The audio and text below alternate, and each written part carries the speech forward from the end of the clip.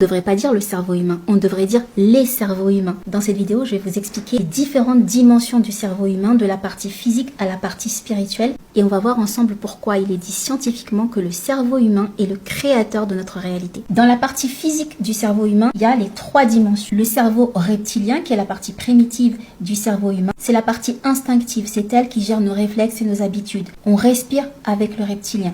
La deuxième dimension du cerveau, c'est le système limbique. C'est la partie qui gère les émotions et la mémoire. Dans le système limbique se trouvent l'amygdale et l'hippocampe. L'amygdale, c'est la sirène d'alarme qui va déclencher des émotions intenses et qui va nous alerter d'un certain danger émotionnel, créer des souvenirs émotionnels. L'hippocampe, c'est le gestionnaire, c'est la bibliothèque des mémoires. La troisième dimension du cerveau, c'est le cortex.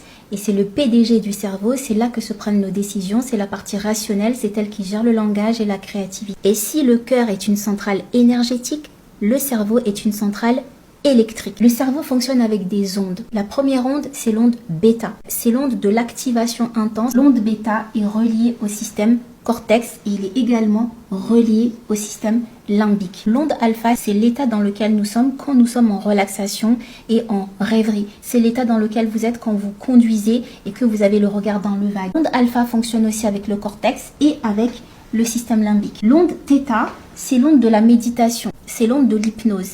Et là, on rentre plutôt sur la partie subconsciente du cerveau et on est avec le système limbique. L'onde delta, c'est la relaxation profonde, c'est le sommeil réparateur. C'est là où on n'est pas du tout éveillé, on est complètement inconscient. Donc c'est géré par le reptilien. Quand on dort, on respire et que le cerveau fait le tri de toutes les informations, c'est l'onde delta et c'est le reptilien qui sont activés. Et maintenant, quelle est la différence entre subconscient et conscient? Vous l'aurez compris, le cortex de notre cerveau, c'est la partie consciente. Le système limbique est entre deux et le reptilien est purement géré par notre partie inconsciente. De quoi on parle quand on dit esprit? On parle de la définition universelle et immatérielle qui va décrire l'activité de notre cerveau. Et quand on parle du mental, on est plutôt sur le processus intellectuel. L'esprit est relié à la partie subconsciente, donc le système limbique et le reptilien, et le mental est relié à la partie cortex décisionnel. Et comment le cerveau crée notre réalité?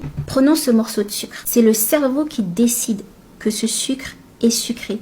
Il existe des personnes qui vont mettre ce morceau de sucre dans la bouche et qui vont rien ressentir. Parce qu'il y a un dysfonctionnement au niveau du cerveau, au niveau des papilles gustatives. Et donc pour eux, le sucre n'a aucun goût. Et pour d'autres personnes, ce sucre va représenter un souvenir émotionnel. Parce que quand ils étaient petits, on leur a tellement fait manger de sucre qu'aujourd'hui, à la seule vue de ce morceau de sucre, ils ont envie de vomir, ils ont envie de fuir, ils ont envie de se cacher. L'amygdale a associé un souvenir intense à ce morceau de sucre qui a créé une mémoire qui va générer des réflexes, qui va faire prendre des décisions de ne pas toucher ce morceau de sucre, s'éloigner de ce morceau de sucre, ne pas du tout manger de sucre. Dans la réalité de la personne qui a peur de ce morceau de sucre représente un danger. Le cerveau a créé la réalité de cette personne.